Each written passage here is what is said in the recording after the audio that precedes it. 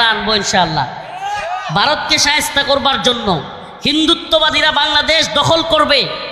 অপ্রিয় মুসলিম উম্মার যুবকেরা, তোমাদেরকে বলি, এটা আমাদের প্রাণের দাবি তোমাদের প্রতি।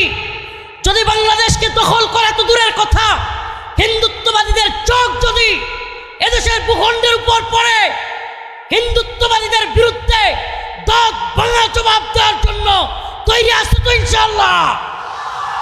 তৈরি আছো তো ইনশাআল্লাহ?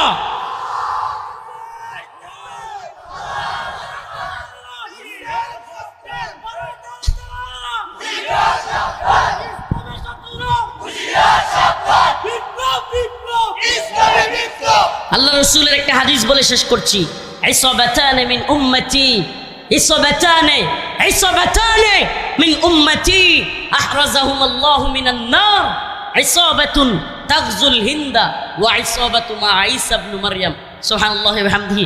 আল্লাহ রসুল বলেছেন, এটা অস্বীকার করবার সুযোগ নাই। কেন নাই? কারণ এমন এক ব্যক্তি বলেছেন যার দুই ঠোঁটের মাঝখান দিয়া জীবনে কোনোদিন মিথ্যা বের হয় না। সুবহানাল্লাহ। এটা শুধু আমরা স্বীকার করি না, মক্কার কাফের মুশরিকরা পর্যন্ত এ কথা স্বীকার করত। আমাদের রসুলকে তারা পাগল বলতো, জাদুকর বলতো, গণক বলতো, কিন্তু কোনোদিন মক্কার কাফেররাও মিথ্যাবাদী বলে নাই। আমার সেই রসুল বলেছেন, ইসবাতানে মিন উম্মতি আখরাজাহুমুল্লাহু মিনান নার, ইসবাতুন তাগজুল হিন্দা ওয়া ইসবাতু মা ঈসা ইবনে মারইয়াম। আমার উম্মতের দুইটা দলের সাথে যুদ্ধ হবে, আর এই দুইটা দল আমি তাদেরকে জাহান্নাম থেকে মুক্তি ঘোষণা দিলাম। একটা দল ইসবাতুন তাগজুল হিন্দা, হিন্দুস্তানের সাথে মুসলমানদের এক ভয়াবহ যুদ্ধ হবে, সেই যুদ্ধে শরিক হওয়া মুজাহিদ, সেই দলটা। প্রিয় হাজিরিন, আখির পয়গাম, সেই দলে আমরা শরিক হইতে রাজি আছি তো ইনশাআল্লাহ?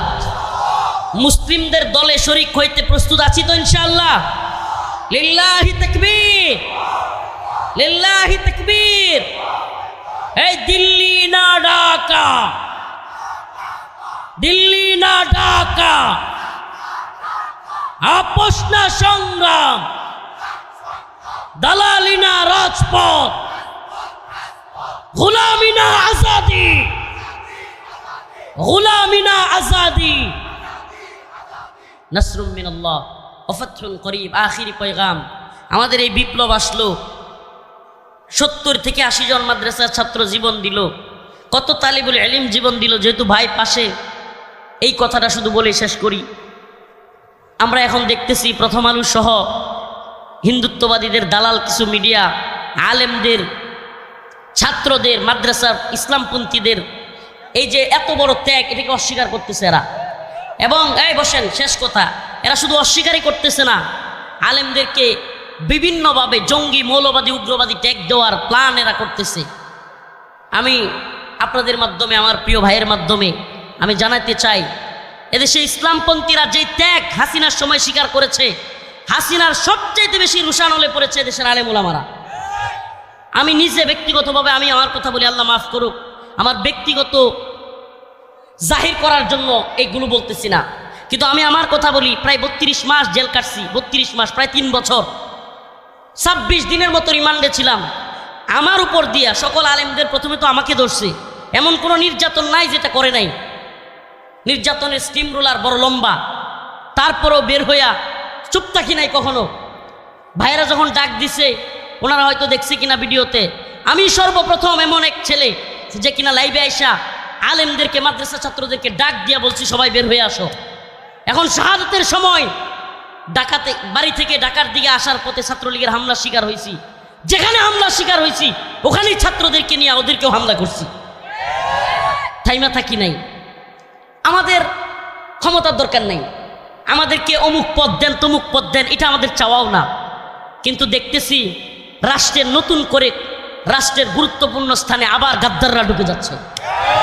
এটা দেখতেছি গাদ্দাররা আবারও গাদ্দারি করতেছে। আমাদের পদের দরকার নাই, আমরা পদ, এই তন্ত্রমন্ত্রের পদ চাই না। কিন্তু যদি ক্ষমতা লোভী হইয়া আবারও কেউ ভারতের গোলামি কিংবা আমেরিকার গোলামি করবার চিন্তা করে, গোলামদেরকে লাঠি দিয়ে নামাইতে পারি আমরা। আব্দুল হামিদ খান বাসানি উনি বলেছিলেন, পিন্ডি ছেড়েছি দিল্লির গোলামির জন্য না। আমরা তো বলি পিন্ডি ছেড়েছি, দিল্লি ছেড়েছি ওয়াশিংটনের গোলামির জন্য না। আমরা আল্লাহর গোলামিতে বিশ্বাসী। নতুন করে কেউ আমাদের সাথে গাদ্দারি করবে, মুনাফিকি করবে, এদেশে ইসলামপন্থীদের অবদানকে অস্বীকার করবে, আমরা চুপ থাকবো না, আমরা চুপ থাকবো না। অতএব আপনাদের প্রতি আমাদের বিনীত অনুরোধ থাকবে, এদেশে ইসলামপন্থীরা আপনাদেরকে ভালোবাসে। বলেন না, বন্যায়, দুর্যোগে, দুর্বিপাকে সবার আগে কারা আপনাদের পাশে দাঁড়ায়? সত্যি বলবেন। এ আলেমরা পাশে দাঁড়ায়।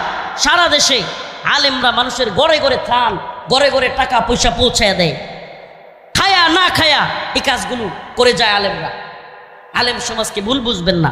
আলেমদের সবাই ভালো এটাও বলছি না, সবাই খারাপ তাও তো না, কিন্তু আলেমবিহীন সমাজ কখনোই কল্পনাও করা যায় না। আলেমবিহীন সমাজ যেন ইসলামবিহীন সমাজ। কেননা আলেমদের ছাড়া আপনি মাসআলা মাসাইল ফতুয়া কার থেকে নেবেন? অতএব আলেমদের প্রতি বিদ্বেষ তৈরি করা, আলেমদেরকে জঙ্গি মৌলবাদী ট্যাগ দেয়া, এটা একটা ভারতীয় চক্রান্ত, এটা আমেরিকান চক্রান্ত। এই চক্রান্ত থেকে আল্লাহ আমাদেরকে হেফাজত করুক, বলেন আমিন। এবং সর্বশেষ কথা, বিপ্লব ধরে রাখা, বিপ্লব করার চাইতে আরো কঠিন। এই বিপ্লবকে ধরে রাখবার জন্য আমাদেরকে ঐক্যবদ্ধ থাকতে হবে, স্বতঃস্ফূর্তভাবে আমাদেরকে ওই বিপ্লবের যারা অগ্রনায়ক তাদেরকে সাপোর্ট করতে হবে। আল্লাহ পাক আমাদের সবাইকে ইসলামিক বিপ্লবের জন্য কবুল করুক, বলেন আমিন। কোরআনের বিপ্লবের জন্য কবুল করুক, বলেন আমিন। সুবহানাকাল্লাহুম্মা ওয়া বিহামদিক, আশহাদু আল্লা ইলাহা ইল্লা আনতা আস্তাগফিরুকা ওয়া আতুবু ইলাইক।